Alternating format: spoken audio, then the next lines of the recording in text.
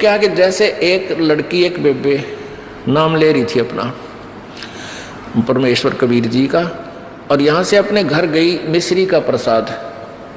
एक पड़ोस का बालक आ गया 8-9 वर्ष का, बच्चा ने देव थी वो भी आ गया, उसको भी दे दिया। अब वो प्रसाद खाते ही लड़का अपने घर चला गया, घर जाते दौरा आके गिर गया।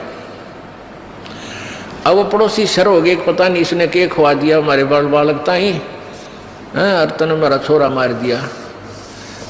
अब वह कहने लगी देखो वैसे तो आप कुछ भी कहो, ये इसे बालक ने मरा तो नहीं, वो फिर ठीक हो गया, लेकिन 2 घंटे के बाद होश में आया।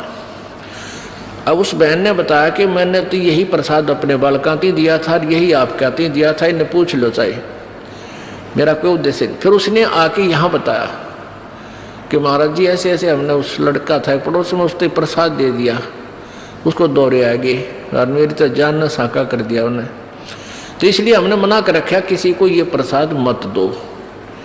क्योंकि वो क्या था कारण कि वो प्रसाद देने से उसमें प्रेत विद्यमान था, उन्हीं का कोई पत्थर था, और वो प्रसाद खाने से परमात्मा की वाणी से उसमें वो चार्ज हो रहा था। प्रसाद उसी को कहते हैं।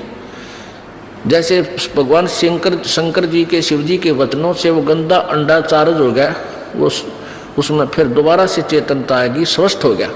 तो इस भगवान के वचनों से वाणी से आप यहाँ आते हो, आपको कोई बीमारी है छोटी मोटी, तो इन वचनों से सत्संग से भी राहत मिलनी शुरू हो जाती है। और अंदर बच्चा भी कोई ऐसा गड़बड़ वाला हो तो भी स्वस्थ होना शुरू हो जाता है। ठीक है, हम तो दास हैं, फिर भी हमारी कथा परमात्मा ही की सुना रहे हैं। तो इस तरह ये बहुत लाभ देता है। आप बालक को, डॉक्टर को पता होता है कौन सी मेडिसिन और इसको कहाँ असर कर रही है। तो वो क्या था, मैंने उसको बताया बेटी उसमें प्रेत था, अरे प्रसाद खान दे उसका लागे लठ, वो छोरे मत निकलना नहीं चाहा था, वो इस तरह बेहोश हो गया, फिर वो छोड़कर उसने उसमें से निकलना पड़ा, फिर वो लड़का होश में आ गया। तो ऐसी गलती मत करो, तुम बदनाम भी हो गए। उनको कोशिश करो फिर समझाने की, नाम दिलाने की अपने मित्रों को, भाई बहनों को, पड़ोसियों को, क्योंकि मालिक के दरबार में फिर ये